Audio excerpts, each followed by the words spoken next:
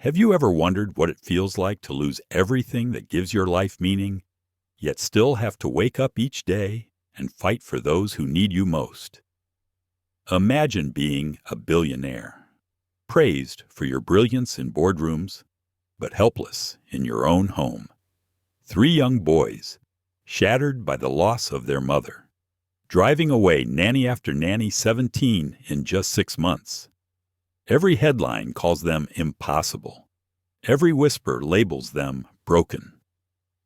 And in the middle of this storm stands a father, torn between his empire and his children, forced to make a choice, protect his legacy or save his sons.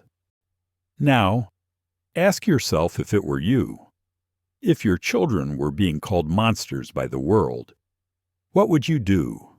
Would you fight? Or would you fear that love isn't enough? And what if hope arrived in the form of a woman no one expected, the one who carried scars of her own, yet saw not demons in the boys, but pain waiting to be healed? Stay with us as we uncover how one woman transformed grief into grace, and how love can rebuild what the world has written off. Like, share, and subscribe. Let's begin this journey together.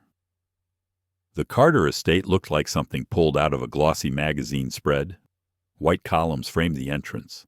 Polished marble steps led to double oak doors, and the wide lawn rolled out like a green carpet. But on that morning, the beauty of the house stood in sharp contrast to the sound coming from inside. Screams, crashes, the kind of noise that made seasoned staff grab their bags and never come back. Belinda Moore stood in the doorway, holding her breath. She had been told stories. Every news outlet in the city had run headlines about the billionaire's demon triplets. People laughed about it on talk shows, whispering that Malcolm Carter, the self-made tech CEO worth billions, could command global markets but not his own children. Belinda didn't laugh. She stepped into the marble foyer and froze. The elegant living room, once decorated with white couches, crystal lamps, and a chandelier that belonged in a palace, looked like a battlefield, paint streaked across the walls in thick, angry strokes. One sofa had been flipped on its side. Shredded feathers from torn pillows drifted in the air like snow. In the middle of it all stood 3 small boys, Ethan, Caleb, and Jordan, 6 years old. Identical faces, hair sticking up in wild tufts. They weren't just making a mess. They looked like they were at war. "You can't make us like you," Ethan shouted, his voice cracking with rage. He was the oldest by only 2 minutes, but he spoke like the commander of the chaos. He hurled a toy truck, and it landed with a thud near Belinda's feet. "We don't want another maid. We don't want another nanny. We want our mama." The other 2, Caleb and Jordan, stood behind him like soldiers ready to fight. Their little faces were streaked with dirt and dried tears. Belinda's chest tightened. Most adults would see 3 monsters. She saw 3 little boys drowning. She didn't speak right away. Instead, she crouched, lowering herself to their eye level. Her knees ached against the cold marble, but she didn't move. "I know you miss your mama," she said softly. Her voice carried no judgment, only warmth. "I'm not here to replace her. I'm here because I think you need someone who understands what it feels like when your world falls apart." The room went still for half a second. No maid had ever said that before.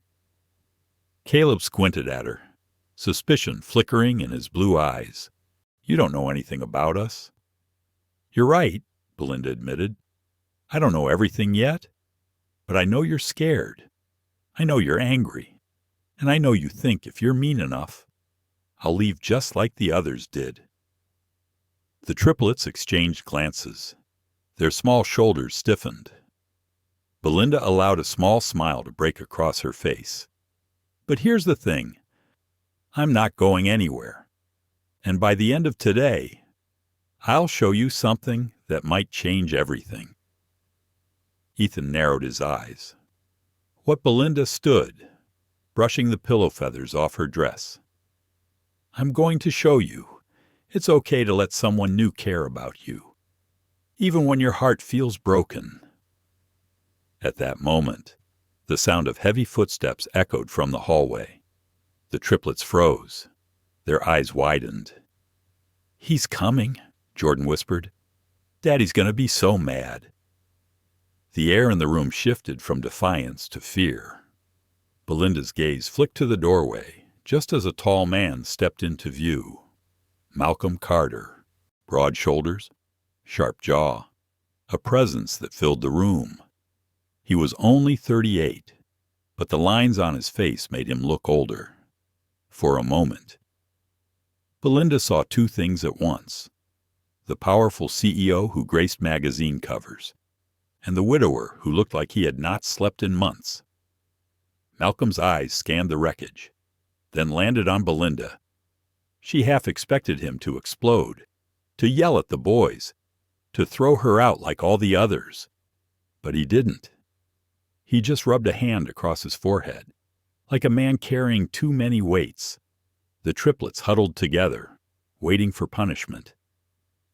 And Belinda, heart steady, voice calm, took a step closer to them instead of away. Mr. Carter, she said, never breaking eye contact with the children. Your boys don't need fear. They need someone who stays.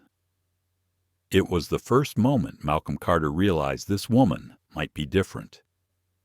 And the first moment the triplets wondered if, just maybe, someone would not walk out the door. 6 months earlier, the skyline of downtown Chicago reflected off the glass walls of Carter Innovations. On the 42nd floor, Malcolm Carter sat in his office, the hum of the city far below lost in the silence of his thoughts.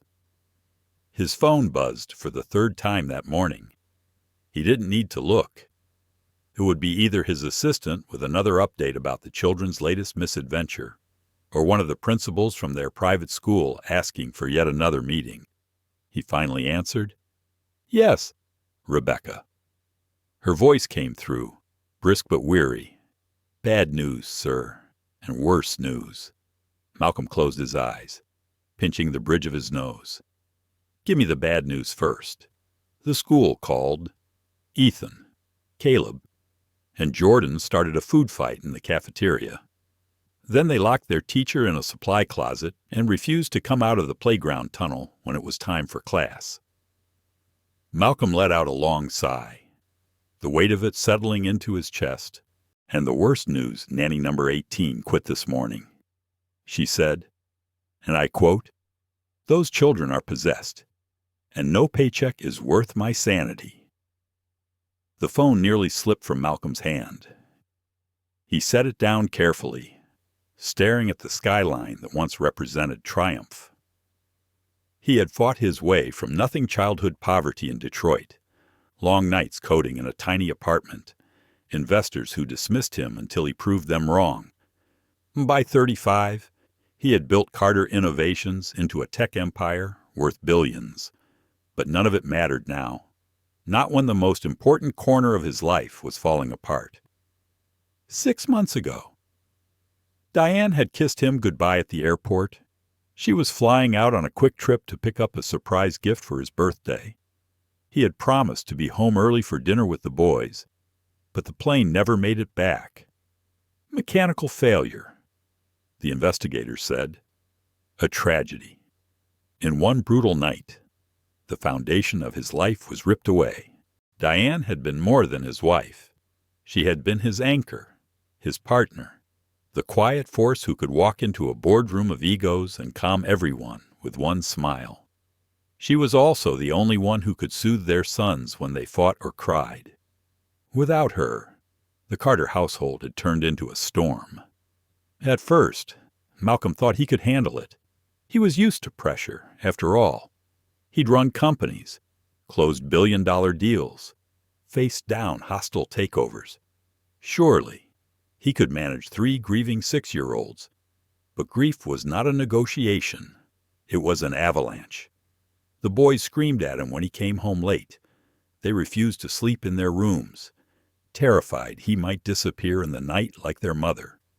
They broke toys, dishes, even windows, as though breaking things might match the cracks in their hearts. And Malcolm, exhausted, guilty, and drowning in his own grief, did what came easiest.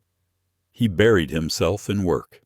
The board was already restless, whispering about the company's image. Your home life is on the front page more than our product launches. One investor told him, if you can't stabilize, the market will lose confidence. Stabilize. As if grief could be managed like quarterly earnings. At home, staff rotated in and out like a revolving door. Maids, nannies, tutors. One lasted a week, another only a single afternoon. Each time they left, the boys grew wilder.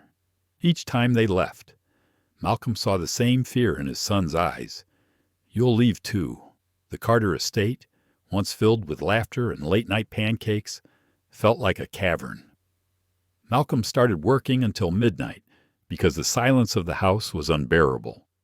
He kept Diane's picture on his desk, but instead of comfort, it mocked him. She had been driving to surprise him, and that thought haunted him.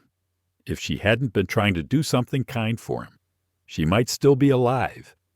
The guilt was a shadow he couldn't shake. Sir Rebecca's voice pulled him back from memory. She stood in the doorway now, holding a folder. What should I do about the nanny situation? Post another ad, Malcolm said without looking up. I already have. Agencies are refusing to send candidates. Word has spread.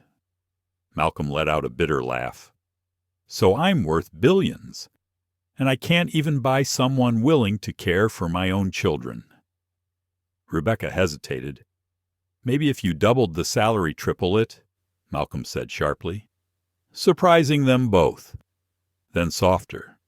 Just find someone, Rebecca. Someone who won't run at the first sign of trouble. She nodded and left, though her expression said she didn't believe such a person existed. When the door closed, Malcolm slumped back in his chair. The city stretched endlessly outside his window, bright and alive, while inside he felt like he was shrinking. He remembered Diane's laughter echoing through these halls, the smell of her favorite jasmine tea, the way she used to kneel and hug the triplets so tightly they all squealed at once. Now the mansion echoed only with shouts, crashes, and the hollow sound of doors slamming. His phone buzzed again. This time it was an alert from a news app. He glanced at the screen and felt his stomach clench. Billionaire's demon triplets drive away. Another nanny. Can Malcolm Carter run a tech empire? If he can't control his own children. He turned the phone face down, but the words burned anyway. In moments like this, Malcolm wasn't the confident CEO with polished speeches and tailored suits. He was just a man who had lost the woman he loved and had no idea how to hold his family together. When he finally dragged himself home that night, he found the boys asleep on the living room floor, huddled together in a nest of blankets and stuffed animals. They looked so small, so fragile. For a moment he saw them as they had been before their mother reading them stories, their giggles bouncing off the walls. He knelt down, brushing a strand of hair from Ethan's forehead. "I'm trying," he whispered. His voice cracked. "I just don't know how." The boys stirred, but did not wake. Malcolm straightened slowly, feeling the ache deep in his bones. For all his power, all his wealth, he was powerless where it mattered most. And he had no idea that the next person to answer his desperate ad would change everything. Rain tapped against the thin windows of Belinda Moore's small apartment on the south side of Chicago. The sound was steady, almost like a metronome, marking the passing hours she spent scrolling through job postings on her laptop. The glow of the screen reflected in her tired eyes. For 2 months she had been out of work, ever since she walked away from the company she had once built with her own hands. More Dynamics, a startup she had nurtured from an idea scribbled in a notebook into a promising tech consultancy, had been stripped from her in a boardroom coup. The excuse had been strategic realignment. The reality was prejudice she had faced her entire career, sharpened to a blade by board members who couldn't picture a black woman sitting at the head of the table.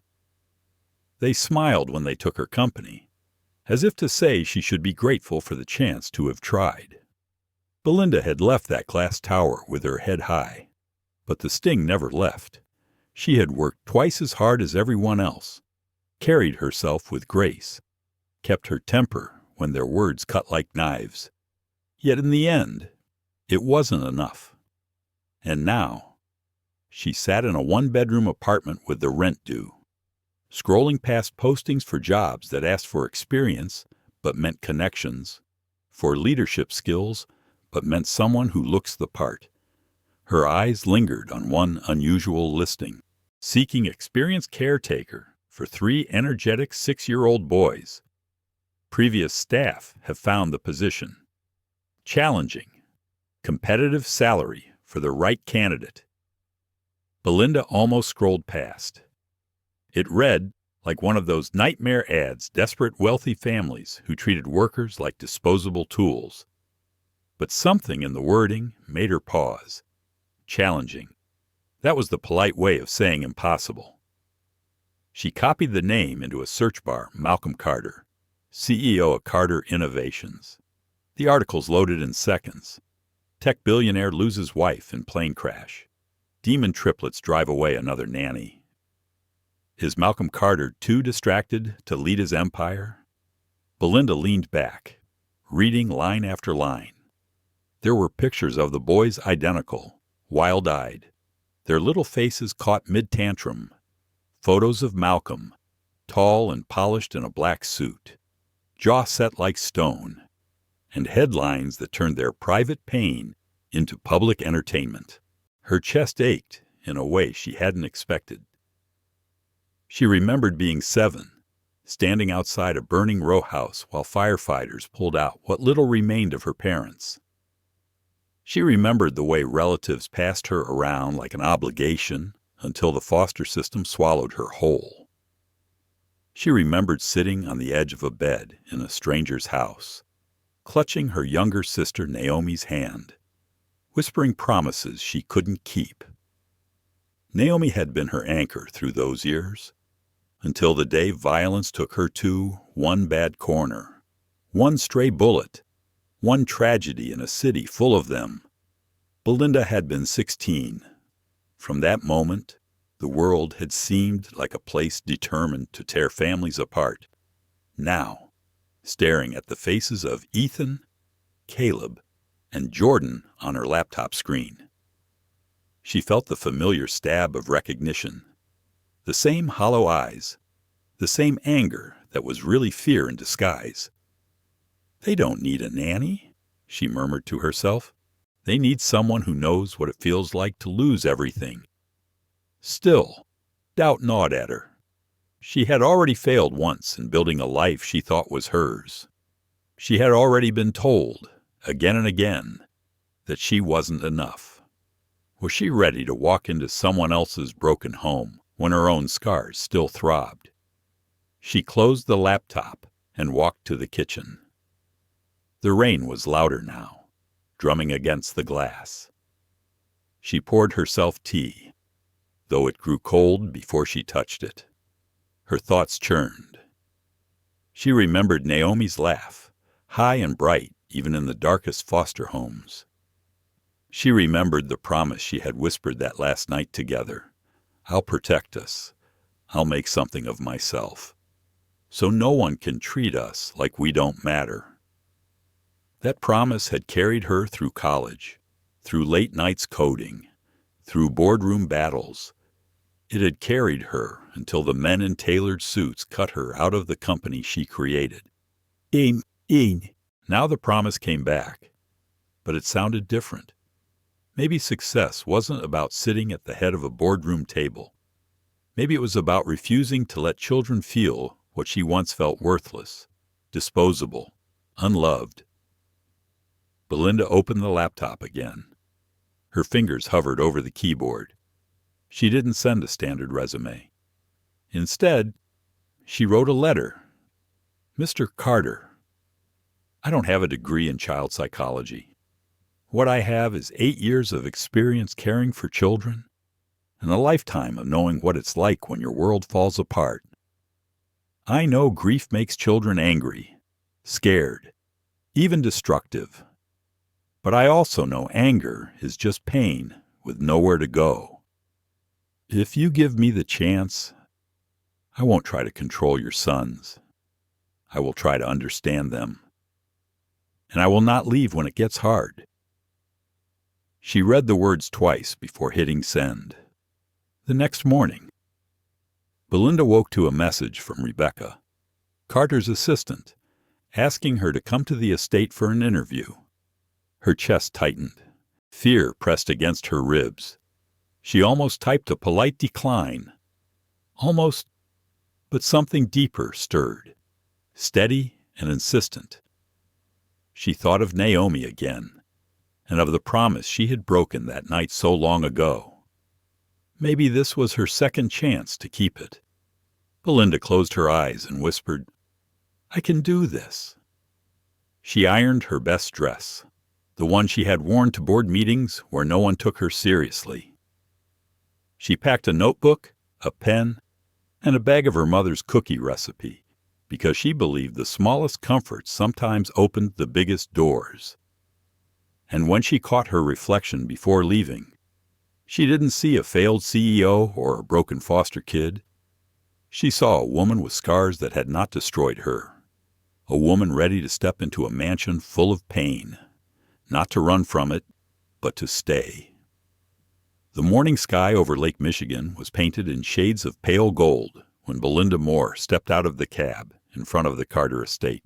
She clutched a thermos of coffee in one hand and a paper bag in the other, the smell of freshly baked chocolate chip cookies seeping through.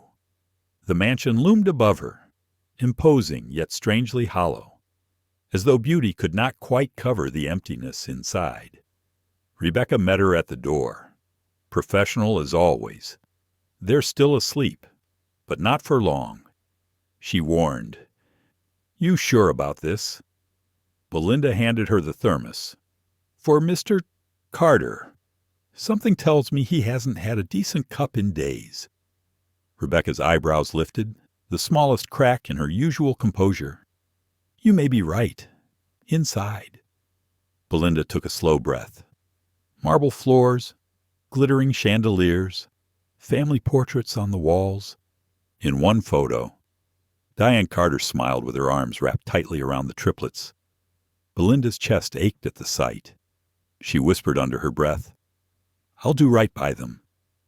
The peace didn't last. At exactly 7:30, a stampede of footsteps thundered down the stairs. Food fight. The battle cry came from Caleb, his hair sticking up like a crown. Ethan and Jordan followed, armed with syrup bottles and orange juice cartons. By the time Belinda reached the kitchen, the island was drenched in sticky chaos. Caleb stood on a chair, tilting the juice carton with a wicked grin. Ethan smeared peanut butter across the counter like war paint. Jordan clapped his hands and laughed as syrup dripped onto the floor. Belinda paused at the doorway. She could feel Rebecca tense beside her, ready to intervene. But Belinda raised a hand. Instead of scolding, she chuckled. Well, this is impressive, she said, walking calmly into the chaos. I've never seen a kitchen look quite like this. You three must be professional mess makers. The boys froze mid-attack, their little faces scrunching in confusion. You're not mad, Jordan asked, syrup dripping from his elbow. Why would I be? Belinda shrugged, pulling out a chair at the table. Looks like you had fun, though I imagine you're all a little sticky now. Ethan narrowed his eyes. Suspicious. We don't like nannies. That's fine, Belinda said cheerfully. I'm not really a nanny anyway. That made Caleb blink. Then what are you? I'm a friend who just happens to make amazing cookies and tell the best bedtime stories. Jordan's eyes lit up despite himself. What kind of stories? No. Brave knights, magical animals, kids who build castles that touch the sky. She placed the bag on the table. But since you look too full from eating syrup, I guess these cookies will just have to wait. The boys glanced at one another, caught between defiance and curiosity. It was Ethan who finally crossed his arms and asked, "If you're not a nanny, why are you here?" Belinda leaned closer, lowering her voice. "Because I know what it feels like when someone you love leaves and you're scared everyone else will too. And I think you're trying to push people away before they can hurt you." For the first time, silence settled. Their little faces softened, just a fraction. "Sometimes friends leave," Ethan muttered. Belinda nodded gently. "You're right. Sometimes they do. Sometimes people we love leave, even when they don't want to. But do you know what I learned? Just because someone leaves doesn't mean they didn't love you, and it doesn't mean everyone else will leave too." Jordan's lower lip trembled. "Our mama left." Belinda's heart clenched. She knelt so she was eye level with them. "I know, sweetheart, and I bet that hurts so much. Sometimes it feels like your chest is going to break wide open." The boys stared at her, wide-eyed. "I lost my mama and daddy when I was about your age," Belinda whispered. "And for a long time, I was so angry. I thought if I was mean enough, people would leave before I got attached. But you know what? It just made me lonelier. And I almost missed out on meeting people who could love me." The triplets blinked at her, the defiance in their eyes softening into something raw and frightened. She pulled out the cookies. "These were my mama's favorite. I bake them whenever I miss her. You don't have to eat them if you don't want to, and you don't have to like me either. But I'm not leaving. Not today, not tomorrow." Jordan shuffled closer first, his sticky hands reaching for a cookie. He took a bite and gasped, "It's good!" Caleb edged nearer, then Ethan, though his suspicion lingered. Within minutes, they were nibbling cookies, their voices dropping to giggles as Belinda asked about their favorite games. From the doorway, Malcolm Carter watched silently. He had braced himself for disaster, for another resignation before lunch. Instead, he saw his sons, his wild, wounded boys sitting at the table, sharing cookies with a woman who didn't flinch at their chaos. He should have felt relief. Instead, he felt a strange mix of hope and fear. Hope because something was different. Fear because if she left, the crash would be harder than ever. As the boys began stacking blocks into towers on the kitchen floor, Belinda joined them, laughing when the towers toppled. "Look," Daddy Jordan called. "We're building a castle for Mama. Belinda says Mama can see us from heaven, so we want to make it beautiful." Malcolm's throat tightened. His sons hadn't spoken of Diane with anything but anger since the accident. Now, their little hands worked together to build something in her honor. Belinda glanced at Malcolm, her eyes calm but steady. She didn't need to say the words out loud. They don't need fixing. They need someone who stays. And for the first time in 6 months, the Carter estate felt less like a battlefield and more like the beginning of something new. The peace Belinda built in that first week was fragile, like a glass sculpture balanced on the edge of a table. One wrong move could send everything crashing down. She knew it. Malcolm knew it. And the outside world seemed determined to push. It started with a headline: Billionaire's triplets drive out 18th caretaker. Or did they? The article was cruel. It painted the boys as feral, dangerous, unfit for any normal upbringing. It questioned Malcolm's ability to run Carter Innovations when his personal life was such a public circus. The story spread like wildfire. News anchors chuckled as they read dramatic lines on air. Social media laughed in hashtags. And a parent coalition, calling themselves the Parent Alliance, filed a petition questioning Malcolm's custody. "Mr. Carter," Rebecca said, standing in his office doorway one afternoon. "The Alliance is pushing for a hearing. They're demanding Child Protective Services evaluate whether the boys are safe in your care." Malcolm's jaw tightened. He glanced at the photo on his desk, Diane holding the boys when they were toddlers, her smile radiant, her arms strong. The idea of strangers questioning his right to raise them made his stomach burn. "What they want is a spectacle," he muttered. "They don't care about my sons. They care about headlines, but headlines had power. Investors began to call, not to ask about new projects, but to ask if he was stable enough to lead. At board meetings, the whispers were sharper." Belinda noticed the tension each evening when Malcolm returned home.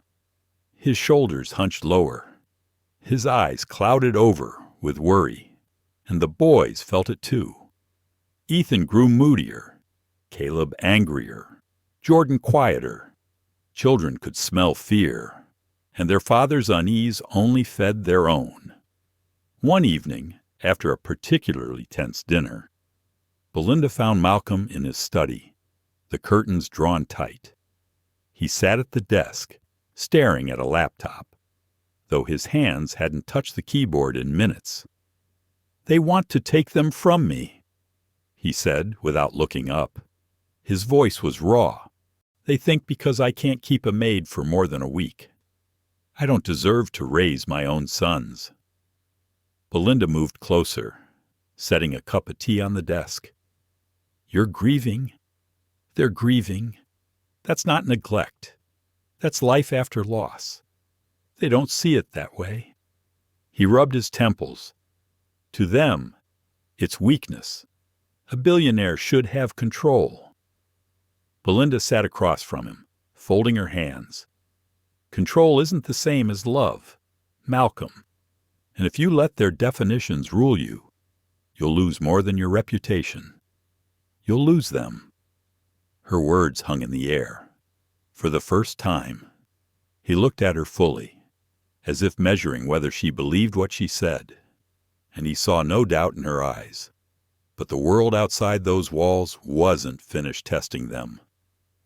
2 days later, Belinda ran into an old acquaintance while picking up supplies in the city. Charles Whitman, a former board member of Moore Dynamics. The same man who had once sneered at her leadership stood at the cafe counter. His suit was immaculate, his smile sharp as glass. "Well, well," he said, adjusting his cufflinks. "Belinda Moore. I heard you traded boardrooms for babysitting. Quite the downgrade." Belinda stiffened, forcing her hands to stay steady as she accepted her coffee. "Not a downgrade," she said evenly. "A different kind of leadership." He smirked. "Let's hope you last longer with Carter's brats than you did with your own company." For a moment, old anger surged, the humiliation of losing what she built, the sting of being reduced to nothing more than a stereotype in men's eyes.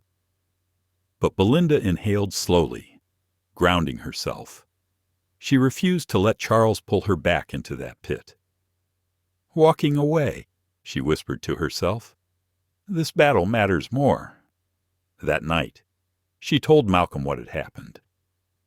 He frowned, his fist tightening. "I don't want you dealing with this kind of disrespect. You don't have to stay in it." Belinda's reply was firm. "If I left every time someone underestimated me, I'd have never survived foster care, college, or More Dynamics. I'm not leaving your boys, Malcolm, I won't teach them that love disappears when things get hard." The next morning, she found the triplets already awake, their small bodies curled together on the living room couch. Ethan looked up at her with wide eyes. "Are they really going to take us away?" he whispered. Belinda's chest tightened.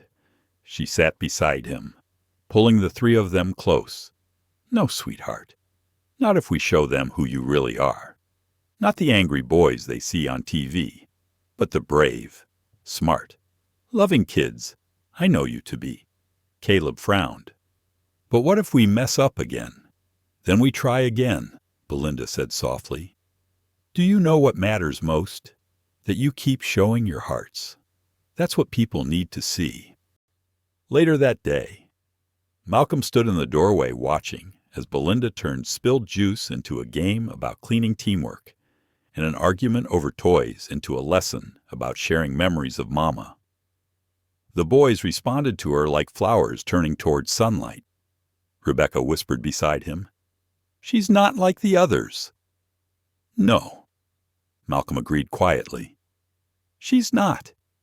But even as the warmth of the moment settled in, he knew the storm outside was still gathering. The Alliance wanted blood.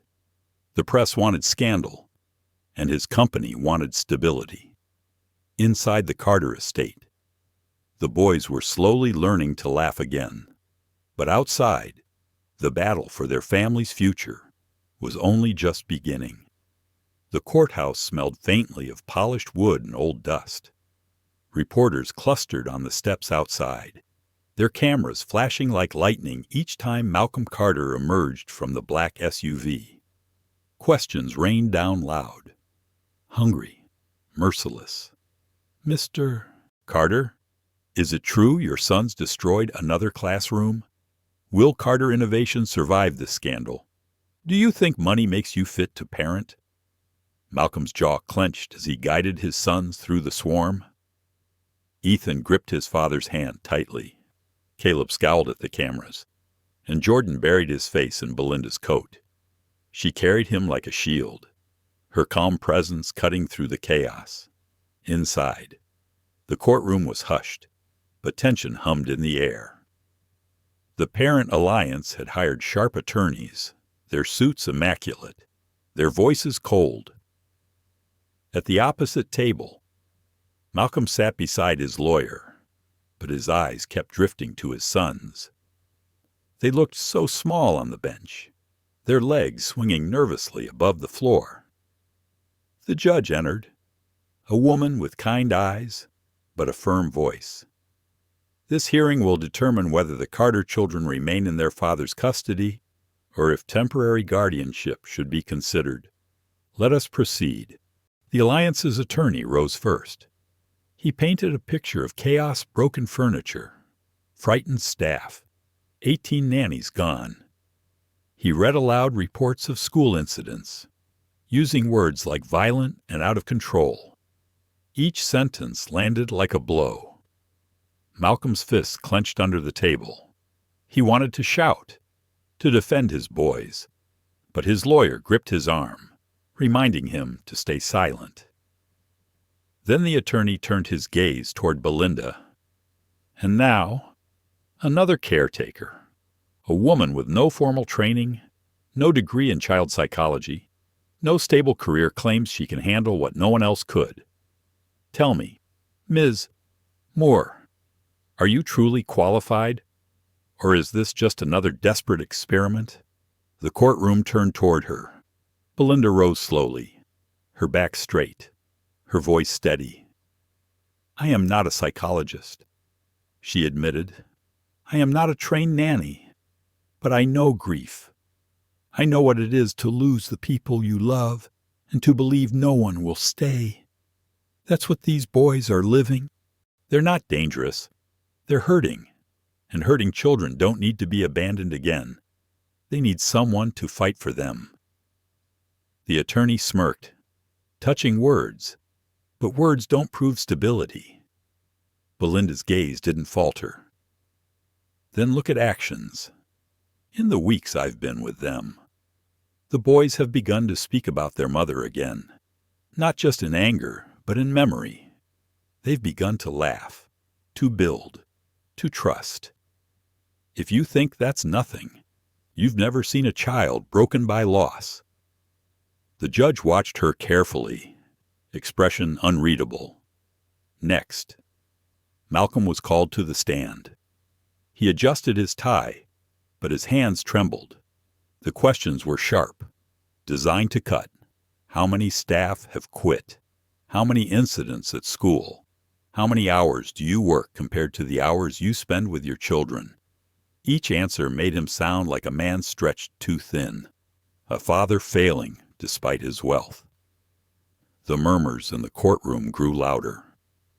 Finally, the attorney leaned forward. "Mr. Carter, isn't it true you cannot control your sons?" Malcolm froze.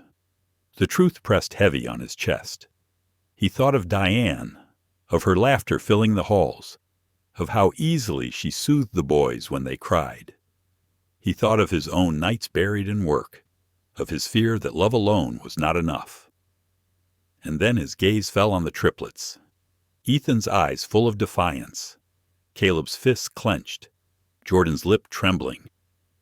"No," Malcolm said softly. Then louder, "No, it isn't true. I don't need to control them. They're not machines. They're children, my children. They don't need a CEO at home. They need their father. And I may stumble. I may fail some days. But I will not stop being their father. Not ever." A hush fell over the room. The words weren't polished, but they were raw, real. The Alliance attorney sneered. "So you admit you cannot provide stability?" "I admit I'm human," Malcolm replied. "But I'm not doing this alone. Ms. Moore has given my son something I could not piece. If the measure of a parent is perfection, then none of us deserve our children. But if the measure is love and the will to fight for them, then I am more qualified than anyone in this room." The courtroom murmured again, this time softer. The judge called for recess. Outside the chamber, Belinda found Malcolm leaning against the wall, his tie undone, his breath ragged. "You did well," she told him. He shook his head. "I sounded desperate." "You are desperate," she said gently. "Desperate for your boys. That's not weakness. Malcolm, that's love." Ethan tugged at Belinda's sleeve. "Are they going to take us away?" Belinda crouched to meet his eyes. "No, sweetheart. Not if I have anything to say about it." When the hearing resumed, the judge addressed the room. Her voice was firm, her words deliberate. "These children have endured profound loss. What they need is not more upheaval, but continuity, compassion, and stability. Removing them from their father would only deepen their wounds. Therefore, custody remains with Mr. Carter. However, I expect regular reports from a family counselor to ensure progress continues. This court will not allow these boys to become pawns of media spectacle." Relief flooded the courtroom, at least on one side. Malcolm exhaled shakily, his eyes wet. The boys cheered softly, clinging to him. But outside, the storm of cameras and headlines waited, and Malcolm knew the battle was far from over. For a brief time after the hearing, it seemed the Carters might finally catch their breath. The boys were calmer, the media frenzy dulled to background noise, and Malcolm found himself sitting at the dinner table more often than at the boardroom. For the first time since Diane's passing, there was laughter in the house, but storms rarely announce themselves with thunder. Sometimes they begin with whispers. It started with a leak. A video clip, grainy but damning, appeared online. Ethan shoving another student on the playground, Caleb screaming at a teacher, Jordan throwing a chair. It spread fast, pushed by blogs and news sites hungry for clicks. Carter triplets terrorize school. One headline read. Another sneered. Proof the custody decision was a mistake. Malcolm stared at the screen in disbelief. He knew those moments, they were real. But what the clip didn't show was the context, the bully who had mocked Diane's death, the panic attack that followed. Without the truth, the boys looked like monsters. Rebecca hurried into his office, pale. It's everywhere. Malcolm, shareholders are panicking, and there's something else. The leak came from inside. Malcolm's stomach sank. Inside. You mean yes, Rebecca whispered. Someone close. Someone with access to the school's reports and to your house staff schedules.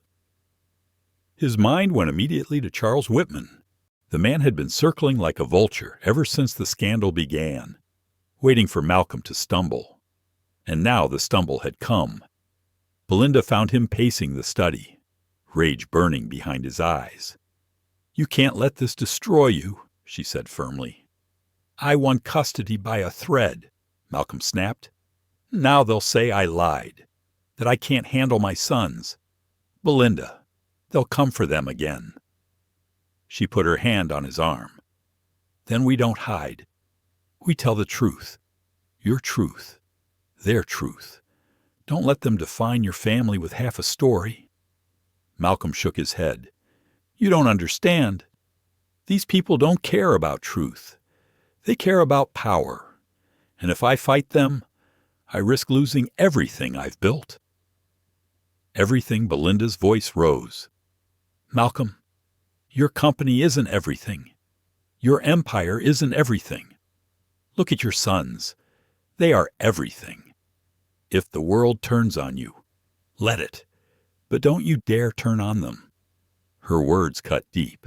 He wanted to argue, but the image of Ethan's wounded eyes, Caleb's clenched fists, and Jordan's trembling shoulders silenced him. 2 nights later, the betrayal revealed itself. An email surfaced, forwarded to a journalist, signed with a name Malcolm knew too well, his own CFO, a man he had trusted for over a decade. And behind that man, whispers of Charles Whitman pulling strings, promising power in exchange for loyalty. The backlash was brutal. Hashtags trended. Mush Carter collapse. Unfit father. Protesters gathered outside Carter Innovations, some holding signs that read, Protect the children. Inside the mansion, the boys huddled together, frightened by the shouting beyond the gates. Ethan asked the question Malcolm dreaded most. Daddy, are they right? Are we really that bad? Malcolm's throat tightened. He opened his mouth, but nothing came out. It was Belinda who knelt before the boys, her voice steady, her eyes fierce. No, she said. You are not bad. You are hurting, and you are brave. People fear what they don't understand, and they will try to make you believe lies. But listen to me. Your worth is not decided by angry strangers with signs. It's decided by how much you love, by how much you keep going even when it hurts. Jordan sniffled. But what if they take us away again? Belinda gathered him close. Then I will fight until my last breath to bring you home. That night, Malcolm sat alone in the garden where Diane used to plant roses. The weight of failure pressed on him like stone. He had money, influence, a mind sharp enough to build empires, but none of it could shield his children from grief or the cruelty of the world. And in that silence, he admitted the fear he had never spoken aloud. Maybe they were right. Maybe love wasn't enough. Belinda found him there, shoulders bowed. She sat beside him without a word until he finally whispered, I don't know if I can win this war. You don't have to win alone, she said softly. Let me help you carry it. He turned to her, searching her face. Why, you could walk away. You don't owe us this pain." Her gaze didn't waver, because once I was those boys, alone, abandoned, written off as hopeless, and someone, just one person, chose to stay. That choice saved me. Now it's my turn to stay. The next day, Malcolm made a decision. No more silence. No more hiding. If the world wanted to see his sons, they would see them but through his eyes, not through the lies of enemies. He called a press conference, against his advisor's pleas. When the day came, cameras lined the room. Reporters leaned forward, ready to carve headlines from every word. Malcolm stood at the podium, Belinda at his side, the triplets seated just behind. His voice shook at first, but it steadied as he spoke. "Yes, my sons have struggled. Yes, they have acted out. But what you see as misbehavior, I see as grief. You call them dangerous. I call them brave for surviving a loss that would break many adults. The footage you've seen is real, but it is not the whole story. The whole story is 3 boys learning to laugh again, to trust again, because of love." The room erupted with questions, but for the first time, Malcolm didn't feel hunted.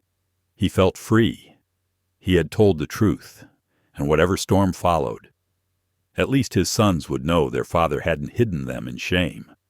But storms do not end because of one brave speech. That night, as the family sat together in the living room, a rock shattered the front window. Shouts echoed from the street. "Take the kids! Save the triplets!" Belinda pulled the boys close as Malcolm ran to the window, fury blazing in his chest. The battle was far from over, and the next blow would come from closer than anyone expected. The broken glass still glittered on the living room rug when the police left, leaving behind a silence too heavy for a home that had fought so hard to heal. The triplets clung to Belinda as if she were the only solid thing left in the world. Malcolm stood by the cracked window, staring out into the dark street where the protesters had scattered, his reflection fractured by jagged shards. "Daddy," Jordan whispered, "are they going to come back?" Malcolm turned, his chest aching at the fear in his son's voice. He knelt down, pulling all 3 boys into his arms. They might shout again, they might throw words or even stones. But listen to me. Nobody is taking you from me. Not now. Not ever. Belinda placed a steady hand on his shoulder, her eyes meeting his with a quiet strength. "We can't keep waiting for the next attack.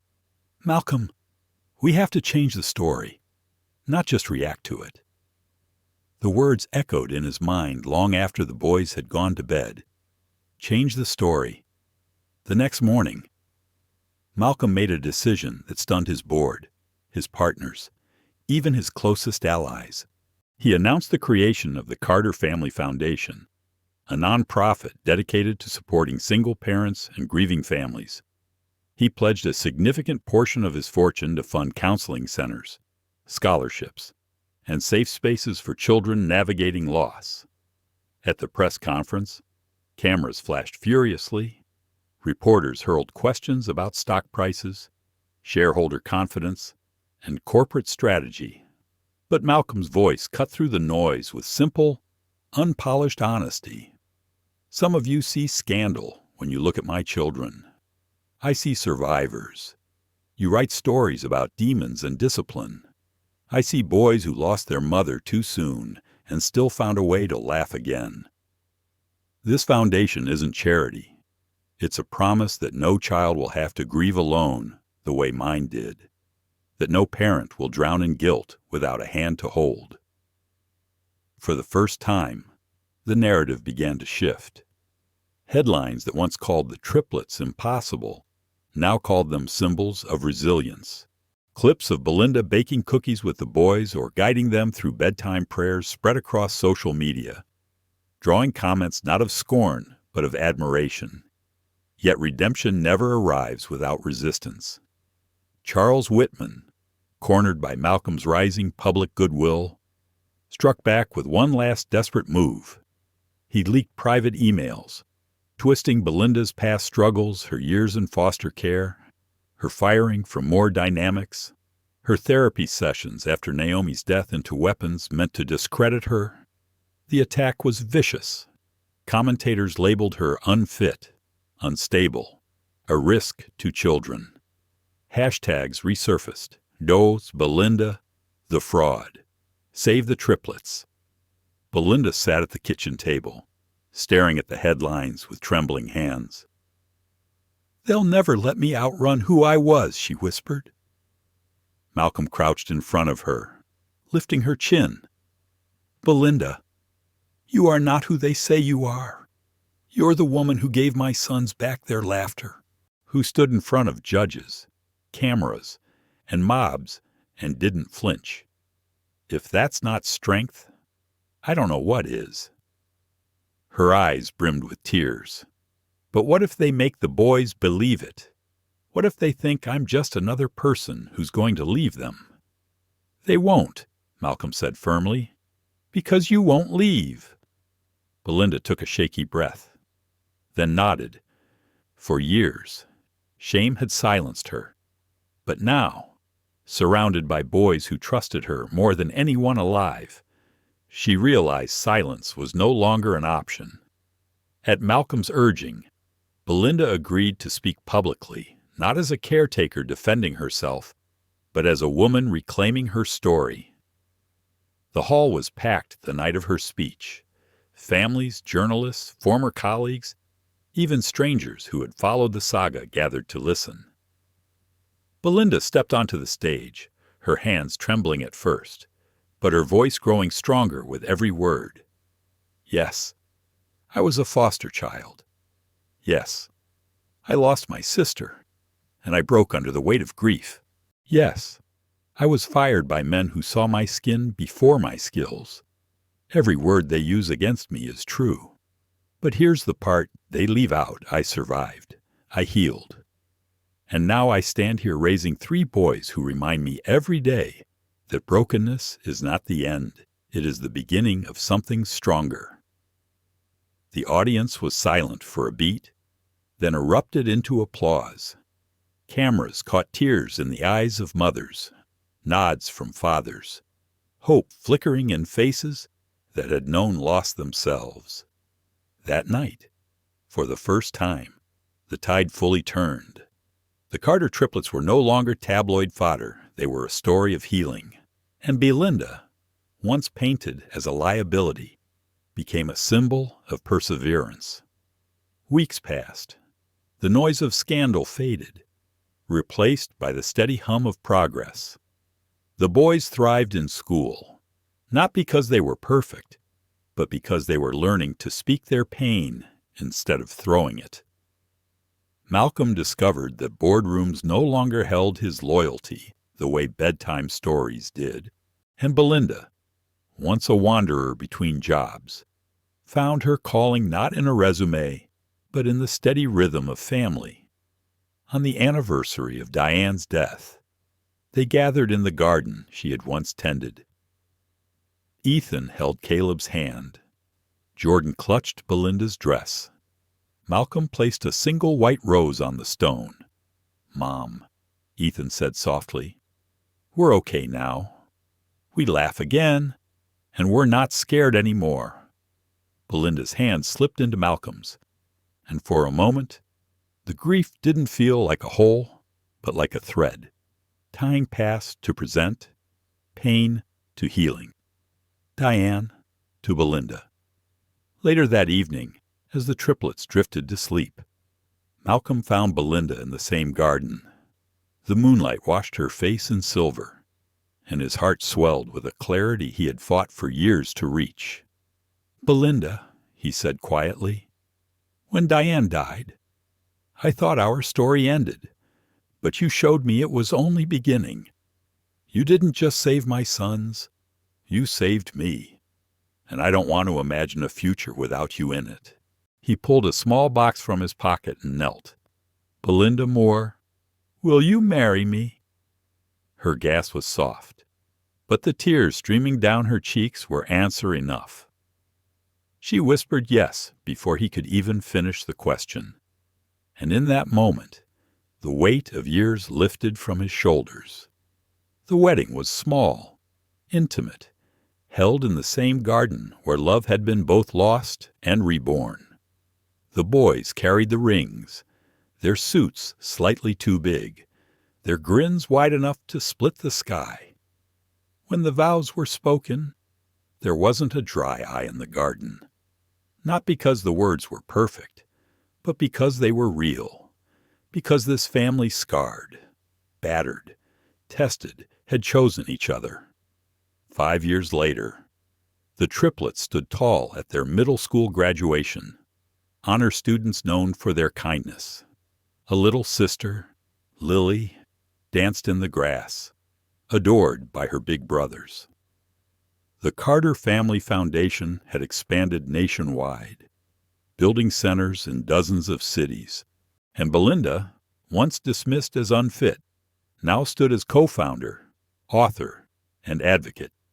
She no longer ran from her past. She carried it like a torch, lighting the way for others. Sometimes, when the house was quiet, Malcolm would watch her reading to Lily and the boys, her voice weaving warmth through the rooms, and he would remember the day she first walked into their shattered lives. Steady and unshaken, no maid had survived a day with the Billionaire's triplets until the black woman arrived. And what she did was more than survive. She turned a story of loss into a legacy of love. This story reminds us of a truth often forgotten in a world obsessed with perfection and appearances. Brokenness is not the end. It is the beginning of healing. Malcolm's billions could not shield his sons from grief, nor could power erase their pain. What saved them was not wealth, but presence. Belinda's strength was not in credentials, but in her willingness to stay, to listen, to believe that love can outlast loss. For older audiences who have seen life's ups and downs, this lesson resonates deeply. We know that life rarely follows the plan, that tragedy and betrayal can strike even the strongest. Yet this story teaches that dignity comes not from avoiding hardship, but from facing it with compassion. It shows us that what children, families, and communities truly need is not flawless leaders, but people willing to carry scars openly and still choose love in our own lives, whether as parents, grandparents, or simply as friends. We can remember we do not need to fix every wound. We only need to stand by those we love long enough for healing to take root. Hope grows not in perfection, but in persistence. Thank you so much for spending your time with this story. If it touched your heart, please give it a like. Share it with someone who might need a little hope today. And don't forget to subscribe to the channel. Your support means the world. And together, we can keep telling stories that remind us of the power of love, resilience, and dignity.